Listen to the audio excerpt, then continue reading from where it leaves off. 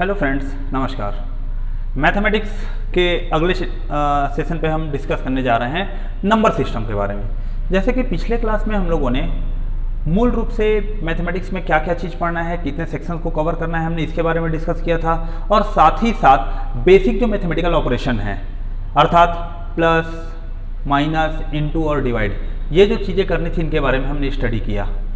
अब इन चीज़ के ऊपर जब हम आगे बढ़ते हैं तो ये टॉपिक आता है नंबर सिस्टम कि विभिन्न प्रकार के नंबर कौन कौन से होते हैं, ये सभी नंबर की खासियत क्या होती है, और कुछ विशेष शब्दावली जब हमारे पास आते हैं तो उन शब्दावली को हमें गणितीय रूप में कैसे व्यक्त करना है, इन बातों को हम समझने का प्रयास करते हैं। तो नंबर सिस्टम में सबसे पहला जो नंबर जो होता है, फर्स्ट नंबर जिसके बारे में हम बात करते हैं, वो होता है natural number. Natural number Hindi में कहते हैं इसको प्राकृत संख्या या प्राकृतिक संख्या कहते हैं इसको। नंबर सिस्टम में सबसे पहले प्रकार का नंबर जिसके ऊपर हम चर्चा कर रहे हैं, प्राकृत संख्या या प्राकृतिक संख्या। तो ये कैसी संख्याएं होती हैं? प्रत्येक वो संख्या जिसकी शुरुआत 1 से होती है और 1 से 1, 2, 3, 4, 5 ऐसे करते करते करते वो कहाँ तक चले जाती है? अनंत तक चले जाती है। तो इस प्रकार के नंबर को हम किस नाम से जानते हैं? प्राकृत संख्या या नेचुरल नंबर के नाम से जानते हैं। तो इसकी शुरुआत कहाँ से होती है? इसकी शुरुआत होती है 1 से, फिर ये 2, 3, 4 एंड इस तरीके से आगे बढ़ते बढ़ते कहाँ तक चले जाएगा? ये चला जाएगा अनंत तक। तो ये नेचुरल नंबर है। तो नेचुरल नंबर में हम क्या बात को देखते हैं कि नेचुरल नंबर की शुरुआत कहाँ से होती है? 1 से, और धनात्मक दिशा में, पॉजिटिव डायरेक्शन में 2, 3, 4 ऐसे करते करते करते कहाँ तक चले जाता है? इन्फिनिटी तक चला जाता है। तो इस प्रकार के नंबर को हम किस नाम से जानते हैं? नेचुरल नंबर कहते हैं। अब इसी नेचुरल नंबर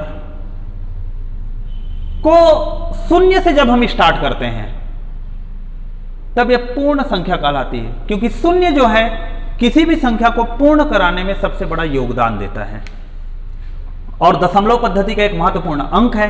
तो जब कोई नंबर शून्य से स्टार्ट हो, स्टार्टिंग फ्रॉम 0, या ऐसे मैं ले लेता हूं इसको, इस तरीके से लिखा, यदि इसको शुरुआत की हमने 0, 1, 2, 3 एंड सो ऑन, और ये कहां तक चला जाएगा? अनंत तक। तब ये नंबर हम लोगों के दूसरे प्रकार के नंबर में काउंट होता है, जिसे हम वोल नंबर के नाम से जानते हैं। इसको हिंदी में कहा जाता है पूर्ण संख्या। यह पूर्ण संख्या के नाम से जाना जाता है। तो देखिए, प्राकृत संख्या क्या होती है? ऐसी संख्याएं जिनका शुरुआत कहां से होता है? 1 से, और 1 से स्टार्ट होकर 1, 2, 3, 4 ऐसे करते करते कहां तक चले जाते हैं? अनंत तक चल देते हैं। तो ये क्या कहलाते हैं? नेचुरल नंबर या प्राकृतिक संख्या कहलाते हैं। जबकि वोल नंबर कब कहलाता है या पूर्ण संख्या कब कहते हैं? जब इसका शुरुआत कहां से हो? 0 से, और 0 से स्टार्ट होकर ये कहां तक चले जाए? अनंत तक चले जाए। तब ये इस स्थिति में हम क्या कहते हैं? इसको वोल नंबर या पूर्ण संख्या कहते हैं। तो प्राकृतिक संख्या की शुरुआत 1 से होती है और पूर्ण संख्या की शुरुआत या होल नंबर का स्टार्टिंग कहां से होता है? 0 से होता है। ये दो महत्वपूर्ण नंबर थे। तीसरे जो नंबर होते हैं इसे हम कहते हैं इंटीजर। इंटीजर नंबर, पूर्णांक संख्या। पूर्णांक संख्या। अब ये पूर्णांक संख्या क्या है?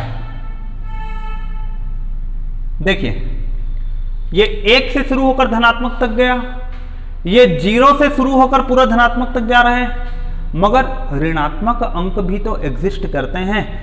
नंबर जो है माइनस में भी तो होते हैं। तो जब संख्या जब माइनस से भी शुरू है, मतलब माइनस वाले नंबर को भी हम लेते हैं, प्लस वाले नंबर को भी लेते हैं, और उन दोनों के बीच में मौजूद 0 को भी लेते हैं। इन तीनों का जो समूह होता है वो समूह किस नाम से जाना जाता है? हम लोगों का इंटीजर के नाम से जाना जाता है। तो ये जो इंटीजर है, इंटीजर देखिए, ये माइनस इन्फिनिटी से ये चलते चलते चलते चलते कहाँ गया? -3, -2, -1, इसके बाद 0, फिर 1, 2, 3 एंड सो ऑन, ये कहाँ तक चला गया? इन्फिनिटी तक चला गया। देखिए आप, इंटीजर है या जो पूर्ण संख्या है, इस पूर्ण संख्या में क्या है? स्टार्ट हम कहां से कर रहे हैं? माइनस इन्फिनिटी से, और एंड कहां पे कर रहे हैं हम? प्लस इन्फिनिटी पे। तो माइनस इन्फिनिटी से लेकर प्लस इन्फिनिटी तक का जो रेंज है, और ये जो भी संख्या है, ये संख्या अपने आप में क्या होनी चाहिए? पूर्ण होनी चाहिए, अर्थात दशमलव नहीं होना चाहिए, फ्रैक्शन पर नहीं होना चाहिए, तब ये हमारा क्या कहलाता है, ये संख्याएं क्या कहलाती है, पूर्णांक संख्या कहलाती है या इंटीजर के नाम से हम इसे जानते हैं। अब 3 महत्वपूर्ण नंबर को हमने देखा, तीनों नंबर को अलग अलग सिंबल से क्या किया जाता है, रिप्रेजेंट किया जाता है। नेचुरल नंबर को रिप्रेजेंट करते हैं किससे, कैपिटल एन से। होल नंबर को रिप्रेजेंट किया जाता है कैपिटल डब्ल्यू से। इंटीजर को रिप्रेजेंट किया जाता है कैपिटल जेड से। तो यदि आपके पास कहीं ऐसा दे दिया जाए, एन लिख दिया है तो इसका मतलब प्राकृतिक संख्या की बात कर रहा है, डब्ल्यू लिख दिया इसका मतलब पूर्ण संख्या की बात कर रहा है, डब्ल्यू मीन्स होल नंबर, और जेड लिख दिया है मतलब इंटीजर की बात कर रहा है ये। तो ये इतने प्रकार की बातें हुई। अब इन तीनों में हम क्या करते हैं, कुछ कंक्लूजन्स निकालते हैं, कुछ महत्वपूर्ण बात निकालते हैं। इन 3 संख्या में ही पहले हम कंक्लूजन निकालते हैं, और इन कंक्लूजन को मैं ऐसे साइड में लिख रहा हूं, और इस कंक्लूजन को आप क्या करेंगे, अपने कॉपी में नोट कर लेंगे। कुछ कंक्लूजन है, और ये कंक्लूजन क्या है। पहला कंक्लूजन क्या है कि देखिए, प्राकृत संख्या कहां से स्टार्ट हुए, 1 से, और 1 2 3 4 करते हुए कहां तक चले गए, अनंत तक। जबकि पूर्ण संख्या कहां से स्टार्ट हो रहे हैं, 0 से, फिर उसके बाद 1 2 3 अब कहां तक चला गया, अनंत तक चला गया। तो इसका सामान्य से तात्पर्य तो यह हो रहा है ना कि पूर्ण संख्या में 0 को छोड़ दें तो यहां से लेकर यहां तक ये जो पूरा है, ये पूरा का पूरा क्या है, आपका प्राकृतिक संख्या है। अर्थात पूर्ण संख्या में, पूर्ण संख्या किससे मिलकर बना है, प्राकृत संख्या में आप 0 को स्टार्ट कर दो, 0 से स्टार्ट कर दो तो ये पूर्ण संख्या बन रहा है। तो इसका तात्पर्य यह हुआ कि जैसे देखिए, 1 जो है प्राकृतिक संख्या है, यहां 1 पूर्ण संख्या भी है, 2 प्राकृतिक संख्या है, 2 पूर्ण संख्या भी है, 3 प्राकृतिक संख्या है, 3 पूर्ण संख्या भी है। इसी प्रकार से आगे बढ़ते बढ़ते हम कहां तक चले जाते हैं, अनंत तक चल देते हैं, तो अनंत और ये भी इन्फिनिटी। इसका मतलब यह है कि 1 से आगे प्राकृत संख्या और पूर्ण संख्या दोनों हैं, मगर 0 की बात करोगे तो 0 जो है पूर्ण संख्या है, मगर 0 प्राकृतिक संख्या नहीं है। तो यहां से क्या कंक्लूजन मिला हमें, कंक्लूजन ये मिल रहा है हमें कि सभी प्राकृतिक संख्या पूर्ण संख्या होते हैं। देखिए यहां जो चीज लिखा हूं, सभी प्राकृतिक संख्या पूर्ण संख्या होते हैं, लेकिन सभी पूर्ण संख्या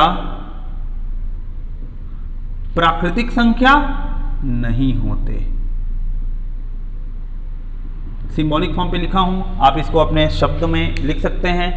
पहला स्टेटमेंट का तात्पर्य यह है, सभी प्राकृतिक संख्या पूर्ण संख्या होते हैं। बिल्कुल करेक्ट है, क्योंकि 1 प्राकृतिक संख्या है, 1 पूर्ण संख्या है, और यहां से पूरा अनंत तक आप जाओगे तो ये प्राकृतिक संख्या भी है और ये पूर्ण संख्या भी है, इसकी बात हुई।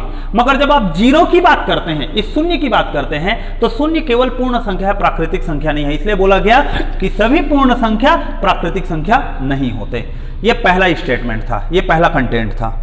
दूसरा जो महत्वपूर्ण बात है, सेकेंड इंपॉर्टेंट पॉइंट है, अब इंटीजर को आप शामिल करो इसमें। इंटीजर को जब शामिल करते हैं तो इंटीजर को शामिल करने से पहले हम, या कंक्लूजन को लिखने से पहले हम इंटीजर के बारे में थोड़ी सी कंटेंट को देख लेते हैं। इंटीजर जो होता है, इंटीजर 3 प्रकार के होते हैं। ये जो z है, z जो है ये 3 प्रकार का होता है। z कैसे 3 प्रकार के होते हैं, इसको इस प्रकार से आप छोटे से ग्राफ से देखेंगे। एक होता है 0 इंटीजर, एक होता है पॉजिटिव इंटीजर, एक होता है निगेटिव इंटीजर।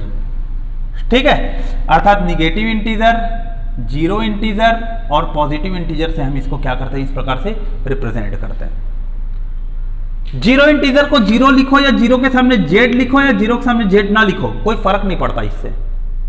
तो ये जो पॉजिटिव इंटीजर है, इसका मतलब क्या हुआ कि ये जितने भी, ये इसके इस पॉइंट से लेकर ये पॉजिटिव नंबर तक के जो हैं 1 2 3 4 अप टू इंफिनिटी तक, ये पॉजिटिव इंटीजर कहलाएंगे।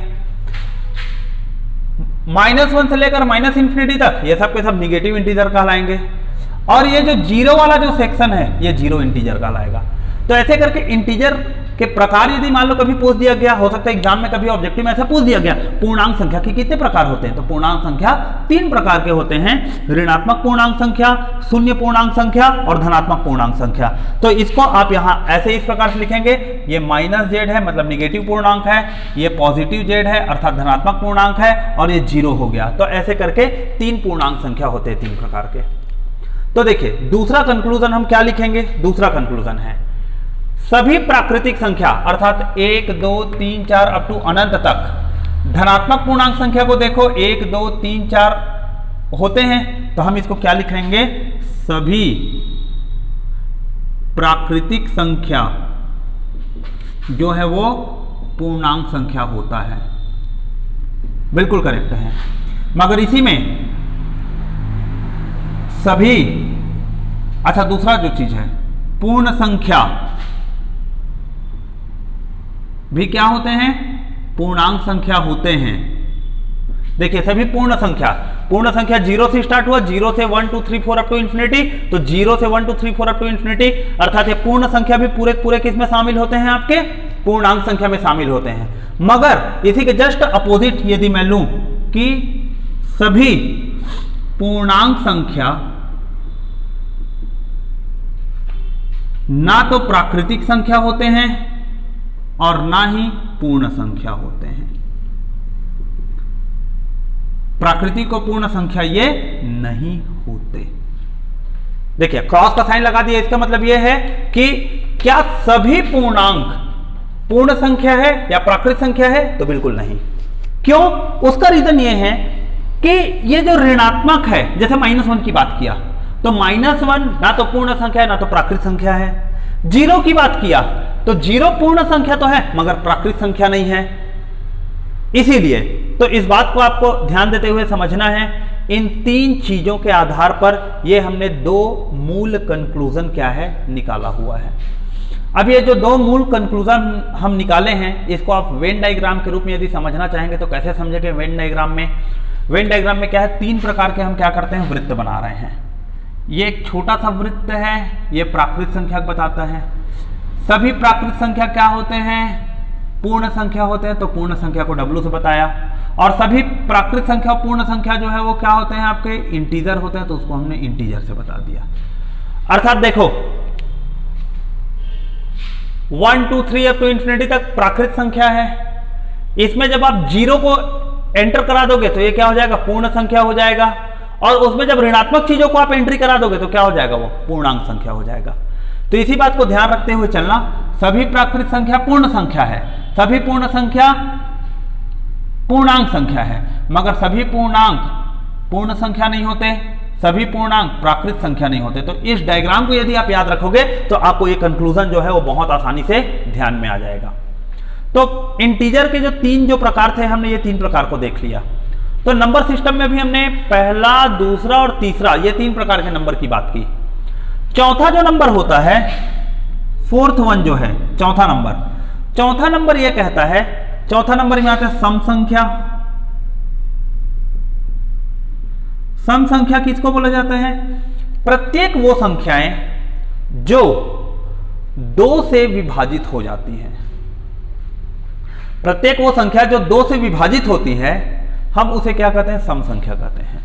और सम संख्या की शुरुआत कहां से होती है, हमेशा 0 से, 0 2 4 एंड सो ऑन, इस तरीके से आगे बढ़ता है। देखिए 0 भी 2 से विभाजित होता है, 2 भी 2 से विभाजित होता है, 4 भी 2 से विभाजित होता है एंड सो ऑन, इस तरीके से आगे बढ़ता है। कुछ बुक में जरूर इस बात को बोला गया है कि 0 is not a even number. सम संख्या अर्थात इसको क्या बोला जाता है, इसे कहा जाता है इवन नंबर। तो इवन नंबर जो है, 0 is not a even number ऐसे करके कुछ जगह पर लिया जाता है, बट स्टैंडर्ड है और स्टैंडर्ड जो मैथमेटिक्स डिपार्टमेंट है उसके अनुसार 0 जो है वो सम संख्या में काउंट होता है। क्योंकि जब हम संख्या की बात करते हैं तो हमारे पास जो मूल रूप से जो संख्या जो मौजूद है इस दुनिया में, ऋणात्मक संख्या काल्पनिक होती है, धनात्मक जितने भी संख्याएं हैं वो वास्तविक होते हैं। अब यहां पर वास्तविक में रियल नंबर के, इसमें निगेटिव को भी रियल नंबर माना जाता है, ऐसी बात नहीं है, मगर प्रैक्टिकल देखा जाए तो निगेटिव नंबर पॉसिबल नहीं है। आप किसी भी चीज के निगेटिव क्वांटिटी की बात करेंगे वो पॉसिबल नहीं होगा। आप एक बार इमेजिन करके ऐसे दिमाग से सोचिए कि अभी -3 आवर हो रहा है समय, तो माइनस में तो संभव ही नहीं है ना समय होना। मैं बोलूँगा कि -5 किलोमीटर चल के आओ, पॉसिबल ही नहीं है -5 किलोमीटर चलना। दिशा के आधार पर माइनस करोगे वो अलग बात है, लेकिन जो किलोमीटर चलोगे भाई वो तो धनात्मक मान ही है। यदि आप चलते भी हो दूसरी दिशा में तो धनात्मक मान होगा। इसलिए निगेटिव नंबर प्रैक्टिकली पॉसिबल नहीं होते। तो जब सम संख्या विषम संख्या की बात करते हैं तो हम कहां से बात करते हैं, निगेटिव सेक्शन को छोड़ देते हैं और जहां से पॉजिटिव से स्टार्ट होता है, अर्थात पॉजिटिव नंबर तो 1 से स्टार्ट हो रहा है, मगर जब पूर्ण संख्या की बात करते हैं तो 0 भी हम लोगों का कौन सा नंबर आता है, 0 एक नंबर है। हालांकि 0 का 0 पॉजिटिव 0 निगेटिव होता है, मगर हम उतने इंजीनियरिंग इस लेवल पर जाकर हम इस 0 को बाइफर्केट नहीं कर रहे हैं, हमें एप्टीट्यूड लेवल पर बात करना है। इसलिए हम 0 को क्या है धनात्मक लेते हुए चलते हैं कि सम संख्या जब शुरू होगा तो सम संख्या कहां से स्टार्ट हो रहा है, 0 से, 0 2 4 एंड अप टू ये इंक्रीजिंग ऑर्डर में बढ़ते जाएगा, ये सम संख्या है। पांचवा, जब विषम संख्या की बात करेंगे, विषम संख्या अर्थात ये है ऑड नंबर। ऑड नंबर किसको बोला जाता है, प्रत्येक वो संख्याएं ऑड नंबर कहलाती हैं जो संख्याएं 2 से विभाजित नहीं होती, अर्थात 1 3 5 7 एंड सो ऑन, इस तरीके से अनंत तक चले जाएगा। ये क्या कहलाते हैं, हमारे विषम संख्या कहलाते हैं। विषम संख्या के बाद जो नंबर आता है वो नंबर है हम लोगों का भिन्न संख्या, फ्रैक्शन नंबर। अब भिन्न संख्या जो है वो कैसा होगा, छोटे से इस सेक्शन पे हम बात करते हैं, छठवां नंबर का जो संख्या है भिन्न संख्या अर्थात फ्रैक्शनल, या उसको बोला जाता है रेशनल नंबर। आइदर आप रेशनल नंबर बोलो या आप फ्रैक्शनल नंबर बोलो। क्या है ये, कैसे समझेंगे हम, तो दुनिया का कोई भी नंबर जिसे हम P/Q के रूप में लिख सकते हैं और Q का मान कभी भी शून्य नहीं होना चाहिए, ऐसी परिभाषा तो आप सब जगह पढ़े होंगे। P/Q के रूप में लिखना, इस शब्द का तात्पर्य होता है कि कोई भी संख्या को आप अंश बटे हर के रूप में लिख पा रहे हो कि नहीं। तो जब किसी संख्या को आप अंश बटे हर के रूप में लिखते हो तभी ये क्या कहलाता है, भिन्न संख्या कहलाएगा, अदरवाइज ये भिन्न संख्या नहीं कहलाएगा। तो ये भिन्न संख्या है और भिन्न संख्या की एक कंडीशन है कि भिन्न संख्या में हर का मान कभी भी शून्य के बराबर या शून्य से छोटा नहीं होना चाहिए, क्योंकि आप किसी भी अंक का जब आप टुकड़ा करोगे, जैसे मैं बोलूंगा 2/3, इसका मतलब यह है कि जैसे 2 है, इसको 2 पेन मान लीजिए, 2 चॉकलेट ले लीजिए, 2 रोटी ले लीजिए, कुछ भी, उसके कितने टुकड़े करने हैं, 3 टुकड़े। संभव है उसके 3 टुकड़े हम कर लें, 5/8 मैंने लिख दिया। तो इसका भी तात्पर्य यह है कि कोई चीज 5 क्वांटिटी है, 5 पेन हो गया, 5 फल हो गए, 5 कपड़े हो गए, कुछ भी हो सकता है, उसके कितने बराबर भाग करने हैं, 8 बराबर भाग करने हैं। तो 5/8 का यह प्रैक्टिकल मीनिंग हुआ, अर्थात यह है कि 5 में कोई संख्या है, उसको मेरे को 8 टुकड़े करने हैं। बिल्कुल प्रैक्टिकली पॉसिबल है, हो सकता है। मगर यहीं पर यदि मैं ये कहता हूं इसी पॉइंट में कि 3/0 भाग करो, क्या ये पॉसिबल है कि कोई क्वांटिटी 3 है उसको 0 टुकड़े में क्या किया जाए, डिवाइड किया जाए? पॉसिबल नहीं है। तो जब किसी चीज का 0 टुकड़ा कर पाना पॉसिबल नहीं होता, संभव नहीं होता है, या 0 के रूप में यदि आप उसके टुकड़े करोगे तो उसके इतने छोटे छोटे पार्ट होंगे जिसको हम काउंट नहीं कर सकते, तो इसीलिए कि हम उसको 0 के रूप में नहीं काट सकते। और जब 0 के रूप में आप उसको डिवाइड नहीं कर पाओगे तो स्वाभाविक सी बात है 0 से छोटे रूप में और डिवाइड करना पॉसिबल नहीं है। माइनस तो रियल में प्रैक्टिकली एग्जिस्ट ही नहीं करता, तो माइनस के पार्ट में तो वैसे भी डिवाइड कर पाना संभव नहीं है। इसीलिए इसमें लिखा जाता है कि कोई भी संख्या जिसको आप अंश बटे हर के रूप में लिखो, मगर यह ध्यान रहे कि ये जो Q जो है अर्थात हर जो है ना तो शून्य के बराबर होना चाहिए ना तो शून्य से छोटा होना चाहिए। तो इन दिस सिचुएशन ये जो पॉइंट है, ये जो कंटेंट है, ऐसे संख्या को हम क्या कहते हैं, भिन्न संख्या कहते हैं, या फ्रैक्शनल नंबर कहते हैं, या रेशनल नंबर कहते हैं। और रेशनल नंबर को किस चिन्ह से रिप्रेजेंट किया जाता है? रेशनल नंबर को रिप्रेजेंट किया जाता है किससे? R से। जैसे इन सब के अपने अपने अलग अलग क्या है आपके नंबर है, natural number, whole number, integer. सम संख्या विषम संख्या के लिए कोई विशेष चिन्ह नहीं है, इसलिए यहाँ पर नहीं बताया गया। मगर भिन्न संख्या को किससे रिप्रेजेंट करते हैं हम? आर से रिप्रेजेंट करते हैं। आर का मतलब क्या हुआ? हमारा रेशनल नंबर हुआ। अब देखो, जो भी रेशनल नंबर है, माना कि मैंने कोई नंबर लिखा 2/3, इसका मतलब 2 जो है वो क्या है? अंश है, और 3 जो है वो क्या है? हर है। यदि मैं केवल 2 लिखूंगा और इसको बटे के रूप में मैं लेना चाहूंगा तो इसका मतलब ये होता है कि 2/1 है ये। जैसे मैं सिर्फ एक संख्या की बात करता हूं 2, तो इसका तात्पर्य क्या है? 2/1 हुआ। तो 2/1 का अर्थ क्या हो रहा है कि 2 अंश है और 1 क्या है? हर है। तो 1 जो है 1 एक ऐसा मान है जो प्रत्येक अंक के हर में मौजूद होता है और प्रत्येक अंक के साथ गुणा में भी मौजूद होता है। क्योंकि आप किसी को भी 1 से डिवाइड करोगे तो भी उत्तर में कोई फर्क नहीं आएगा, और किसी को भी 1 से गुणा करोगे तो भी उत्तर में कोई फर्क नहीं आएगा। इसको मैं जस्ट अगले लेक्चर में बताऊंगा, इसको मल्टीप्लिकेटिव आइडेंटिटी के नाम से जाना जाता है। और एक हम चीज पढ़ेंगे एडिटिव आइडेंटिटी के बारे में। तो बॉडमास के रूल जब हम बात करेंगे तब उनमें इन दोनों आइडेंटिटी के लिए हम क्या करेंगे? चर्चा करेंगे इनको। तो जैसे 2/1 हुआ तो ये भी रेशनल नंबर है। 5 है तो 5/1 करूंगा, ये भी रेशनल नंबर है।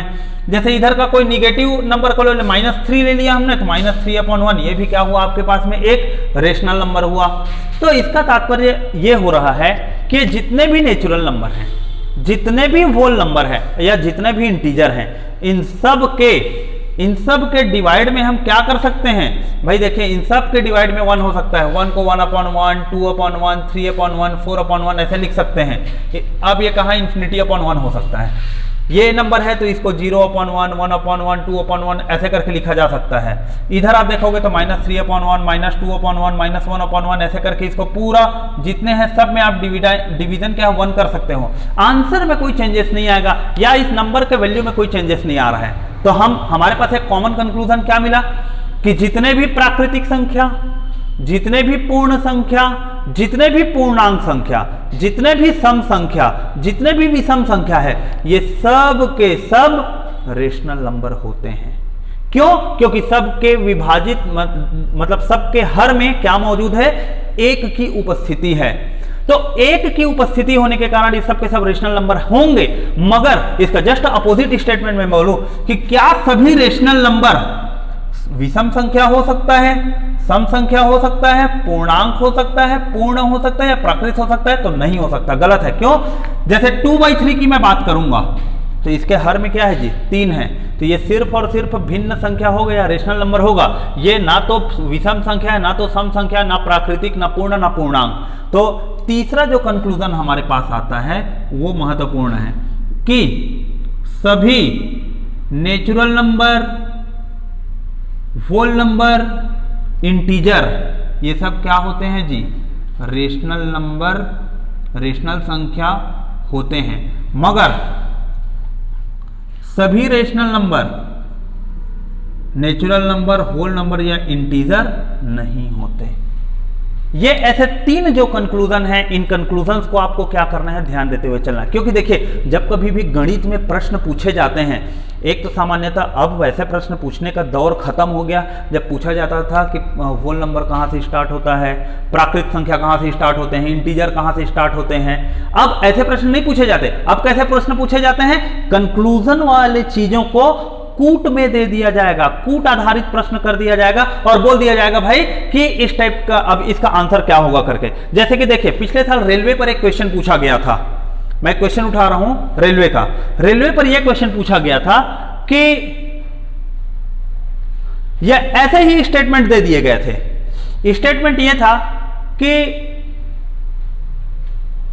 0 दे दिया है, 0 एक पूर्ण संख्या है, 0 एक प्राकृतिक संख्या है, 0 एक पूर्णांक संख्या है। 3 स्टेटमेंट दे दिया है, बोला गया है उपरोक्त में से कौन से कथन सही है। देखिए क्या है प्रश्न कुछ इस प्रकार से है। मैं यहां इसको ये एरिया को रफ करके क्वेश्चन को यहां लिख रहा हूं और आपको थोड़ा सा जज करना है कि ये क्या प्रश्न कैसे पूछा गया था। रेलवे का ये क्वेश्चन था लास्ट ईयर जब लोको पायलट क्वेश्चन हुआ था तो आरआरबी में आया था। अलग अलग सेट में अलग अलग प्रश्न पूछे गए थे इसी टॉपिक से, मगर किसी एक क्वेश्चन के टाइप को मैं यहां पर डिस्क्राइब कर रहा हूं और मान के चलिए सभी क्वेश्चन इसी टाइप के थे। प्रश्न ये था, जीरो के बारे में कथन बताइए, जीरो के बारे में सत्य क्या है, सत्य कथन छांटना है।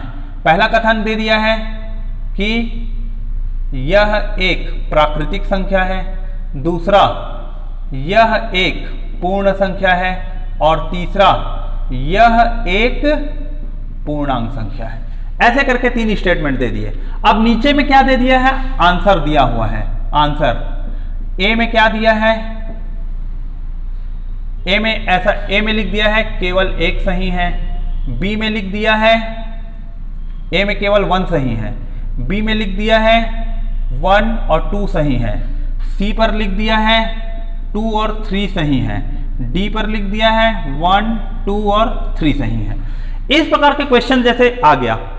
जैसे ये क्वेश्चन आरआरबी में पूछा है तो बिल्कुल ऐसा क्वेश्चन व्यापम में भी पूछा जा सकता है, ऐसा प्रश्न आपके पीएससी में भी पूछा जा सकता है, इस टाइप के क्वेश्चन यूपीएससी में भी पूछे जा सकते हैं। मैथमेटिक्स तो एक है, केवल प्रश्न पूछने का तरीका और लेवल जो है वो चेंज होता है। ऐसा नहीं होता कि व्यापम के लिए अलग गणित पढ़ना है, फॉरेस्ट के लिए अलग गणित पढ़ना है, पीएससी प्रीलिम्स के लिए अलग गणित पढ़ना है, ऐसा नहीं होता है। गणित एक होता है। इसी प्रकार सभी विषय एक होते हैं। प्रश्न के स्तर अलग अलग हो सकते हैं। तो प्रश्न के स्तर, हमसे प्रश्न कब नहीं बनते, जब हम सिर्फ और सिर्फ शॉर्टकट वे पर हम पढ़ाई किए रहते हैं तो हमें लगता है यार कि शॉर्टकट वे तो केवल और केवल रेलवे के लिए काम आएगा या एसएससी के लिए काम आएगा, व्यापम के प्रश्न नहीं बनते। इसीलिए मैं आपको दोनों प्रकार के मैथमेटिक्स को साथ लेते हुए चल रहा हूं, बेसिक और एडवांस जिसको बोला जाता है। तो बेसिक मैथमेटिक्स के ऊपर पहले प्राइमरी फोकस है और जब बेसिक चीजों को आप सीख जाओगे तो साथ ही साथ उसके बगल में मैं शॉर्टकट चीजें जहां पर रिक्वायरमेंट होगा उसको भी बताते हुए चलूंगा, ताकि इस एक मैथमेटिक्स के कोर्स को जब आप कंप्लीट करेंगे तो आप इतने सक्षम रहें कि व्यापम हो, चाहे व्यापम के चाहे कोई भी वैकेंसी, कोई भी पोस्ट हो, व्यापम जैसे 10-15 प्रकार की जो भर्ती करता है, पीएससी जो 7-8 प्रकार की जो भर्ती करता है, रेलवे की जो भर्तियां हैं, एसएससी की भर्तियां, सभी के मैथमेटिक्स आप बहुत आसानी से बना सको, ये हमारा टारगेट है। हम उस हिसाब से मैथमेटिक्स को पढ़ते हुए चल रहे हैं। तो देखिए ये आरआरबी में ये क्वेश्चन आया था, तो अब आप खुद देखिए जीरो क्या है भाई। जीरो, शून्य जो है पूर्ण संख्या है, शून्य जो है पूर्णांक संख्या है, मगर शून्य जो है प्राकृत संख्या नहीं है। तो शून्य प्राकृत संख्या है क्या? शून्य प्राकृत संख्या तो नहीं है, पूर्णांक संख्या है, पूर्ण संख्या और पूर्णांक संख्या है। तो उत्तर में 2 और 3 बस है, तो सी जो है वो हमारा क्या हो गया, सही ऑप्शन हो गया। ये जो क्वेश्चन जो मैं आपको बता रहा हूँ ये रियल के पूछे हुए प्रश्न हैं। रेलवे में लास्ट ईयर 2018 में लोको पायलट और जेई का जो पेपर हुआ था, तो लोको पायलट वाले सेक्शन में भी आया था मैथमेटिक्स में और जेई वाले सेक्शन में भी ये क्वेश्चन पूछा गया था। मीन्स क्वेश्चन सेम नहीं था, क्वेश्चन के पैटर्न में क्या है थोड़ा सा चेंजेस था, मगर मेन कॉन्सेप्ट यही था। इसी कॉन्सेप्ट के ऊपर प्रश्न पूछा गया था। तो ये जो है ये नंबर सिस्टम के बारे में हम देख रहे थे। अब नंबर सिस्टम में हमने अभी 5 प्रकार 6 प्रकार के नंबर देखे हैं। अब 7वां प्रकार का जो नंबर है वो क्या होता है। नेक्स्ट जो टाइप है नंबर का वो है भाज्य संख्या और अभाज्य संख्या। अब ये जो टॉपिक है, ये जो पॉइंट है, इसके बारे में हम देखते हैं। 2 छोटे छोटे से और नंबर हैं। 7वां नंबर भाज्य संख्या। भाज्य संख्या को बोला जाता है कंपोजिट नंबर। कंपोजिट नंबर, भाज्य संख्या क्या होते हैं? प्रत्येक वो संख्याएं जो किसी न किसी से भाग चले जाएं, उन्हें हम भाज्य संख्या कहते हैं। अर्थात जितने भी प्राकृतिक संख्या है, पूर्ण संख्या है, पूर्णांक संख्या है, इवन नंबर है, ऑड नंबर है, सब के सब भाज्य संख्या, क्योंकि वो किसी न किसी से भाग जाते ही हैं। ये भाज्य संख्या हुआ। मगर जब हम अगले संख्या की बात करते हैं, अभाज्य संख्या, अभाज्य संख्या के बारे में हम बात करते हैं, इसको कहा जाता है प्राइम नंबर। तो प्राइम नंबर क्या होता है? ऐसी संख्याएं जो केवल खुद से विभाजित होती है। ऐसी संख्याएं जो केवल खुद से व एक से विभाजित हो। बहुत महत्वपूर्ण बात है, बहुत महत्वपूर्ण बिंदु है। अभाज्य संख्या क्या है? ऐसी संख्याएं जो केवल खुद से या एक से विभाजित हो उन्हें हम क्या कहते हैं? अभाज्य संख्या कहते हैं। अब जैसे इन संख्याओं की जब सीरीज लिखेंगे तो जैसे मैं 0 से स्टार्ट करता हूं नंबर 0 1 2 3 4 5 6 7 8 9 ऐसे करके मैंने नंबर लिखा। अब देखो 0 जो होता है हम उसे काउंट नहीं करते। 1 से स्टार्ट किया हमने नंबर। 1 जो होता है ये एक किसी भी संख्या के मल्टीपल में भी मौजूद होता है और डिवीजन में भी मौजूद होता है। तो 1 को अभाज्य संख्या नहीं माना जाता। 1 is not a prime number. क्यों? क्योंकि 1 सभी संख्या के मल्टीप्लिकेशन में भी और सभी संख्या के डिवीजन में भी क्या रहता है? ऑटोमेटिकली मौजूद होता है। जैसे यहां पर यदि मैं लिखूंगा 3 मतलब उसके साथ 1 मल्टीप्लाई में है क्योंकि आंसर क्या रहेगा? 3 ही रहेगा। जैसे मैंने लिखा 5 तो उसके डिवाइड में ऑटोमेटिक 1 रहेगा ही रहेगा, तो आंसर कितना मिलेगा हमें? 5 मिलेगा। मतलब 1 जो है सभी के साथ गुणा में भी मौजूद होता है, सभी के साथ क्या रहता है? डिवाइड में भी रहता है। 1 की इसी खूबी को मल्टीप्लिकेटिव आइडेंटिटी कहते हैं, गुणज एकक कहते हैं जिसे। तो 1 जो है 1 को ना तो अभाज्य संख्या माना जाता ना तो भाज्य संख्या। फिर देखिए 2 जो है खुद से भाग होता है, 3 खुद से भाग जाता है, 4 खुद से भी जाता है और 2 से भी भाग जाता है, तो 4 जो है अभाज्य संख्या नहीं है। 5 खुद से भाग जाता है केवल, 6 खुद से भाग जाने के अलावा 3 से भी भाग चल देता है, 2 से भी भाग चल देता है, तो 6 जो है वो भाज्य संख्या हो गया, अभाज्य नहीं है। 7 अभाज्य संख्या है। 8 जो है 2 से भी और 4 से दोनों से भाग जाता है। 9 3 से भाग चले जाता है, इसलिए 8 और 9 जो है ये दोनों भाज्य संख्या है। तो 1 से 10 तक के बीच में कितने अभाज्य संख्या मिले हमें? 2 3 5 और 7। इस प्रकार से 1 को कभी भी अभाज्य संख्या नहीं लेंगे। 1 is neither a prime number not a composite number. मतलब 1 ना तो भाज्य संख्या होता है ना तो अभाज्य संख्या होता है। तो आप इसको देखिए, प्राइम नंबर जो है, प्राइम नंबर की संख्या की जब हम बात करते हैं तो प्राइम नंबर यदि आप लिखना चाहेंगे 1 से लेकर 100 तक प्राइम नंबर जब आप लिखते हैं तो 1 से लेकर 100 तक प्राइम नंबर कितने होंगे? ऐसे संख्या आपको याद करना होगा तो लोग तो ऐसे ज्ञात कर लेते हैं बिल्कुल कि 1 से लेकर 100 तक प्राइम नंबर जो है 25 होते हैं, 1 से 50 तक में 15 प्राइम नंबर होते हैं। मगर मेरा यह कहना है कि आप केवल और केवल उन संख्या को ज्ञात मत कीजिए, आपको पता होना चाहिए कि कौन प्राइम नंबर है और कौन प्राइम नंबर नहीं है। तो देखिए मैं 1 से लेकर पूरा प्राइम नंबर मैं लिखते हुए चल रहा हूं। 2 3 5 7 8 9 10 तो भाज्य संख्या है।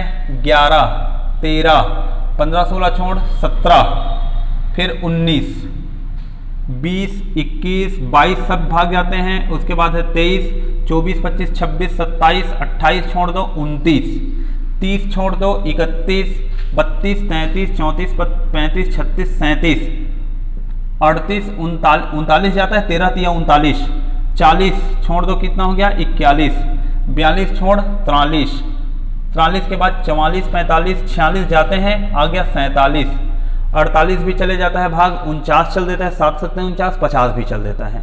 तो देखिए 1 से 50 तक में कितने प्राइम नंबर हमको मिल रहे हैं? 1 2 3 4 5 6 7 8 9 10 11 12 13 14 15। 1 से 50 तक में 15 प्राइम नंबर हैं।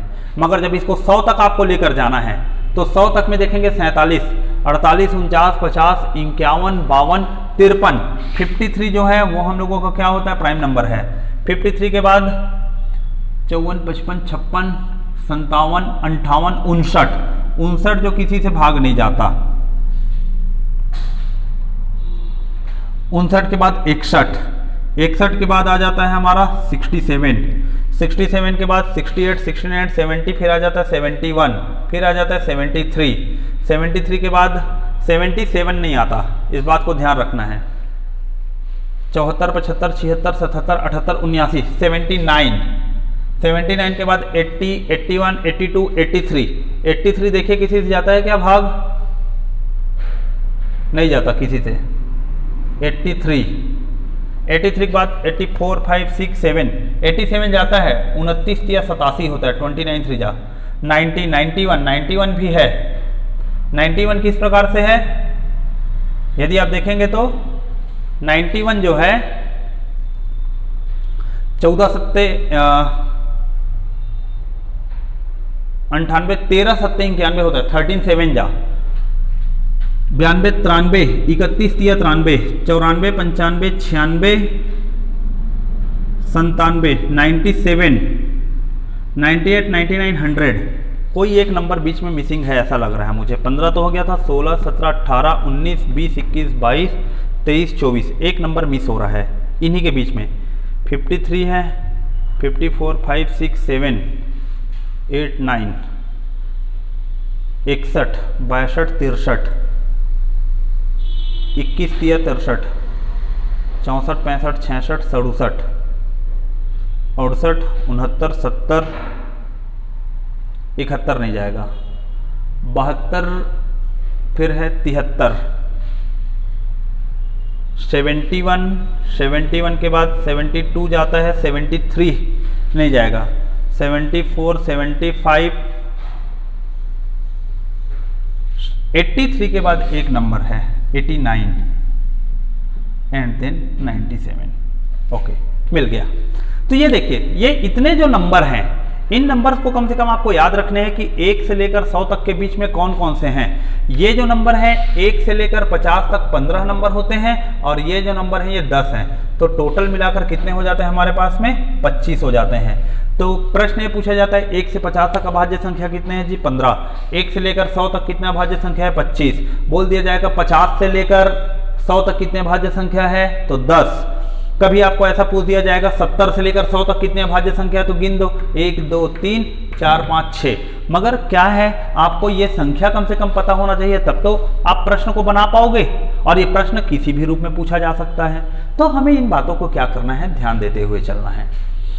तो ये संख्या पद्धति नंबर सिस्टम में हम भाज्य संख्या इन सब चीजों को देखें। एक के बारे में एक महत्वपूर्ण बात है, एक ना तो भाज्य संख्या में काउंट होता है और ना ही ये अभाज्य संख्या होता है।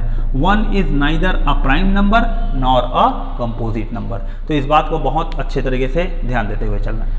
ये नंबर सिस्टम के बेसिक्स थे, और इन पर कैसे क्वेश्चन आते हैं, एक प्रश्न का उदाहरण हमने देखा। इसी प्रकार से प्रश्न व्यापम में भी पूछे गए हैं, तो उन क्वेश्चन को हम आगे आने वाले क्लासेस में डिस्कस करते हुए चलेंगे, ताकि आपको ये ना लगे कि ये जो आप पढ़ रहे हो ये किसी एक विशेष परीक्षा के लिए, ये सभी एग्जाम के लिए, सभी पेपर के लिए कॉमन है। अगली क्लास में हम BODMAS के रूल, एडिटिव आइडेंटिटी और मल्टीप्लिकेटिव आइडेंटिटी के ऊपर चर्चा करेंगे। ये जो भी चीज पढ़ रहे हो बिल्कुल बेसिक मैथमेटिक्स है, और इसका ज्ञान होना आपको बहुत ही आवश्यक है। पुनः एक बार बोलूंगा, 1 से लेकर 25 तक के टेबल आप याद करते हुए चले। यदि आज नहीं किए हैं तो कोशिश कीजिए कि आज रात में या कल तक आप पूरा का पूरा ये टेबल याद कर लें। धन्यवाद।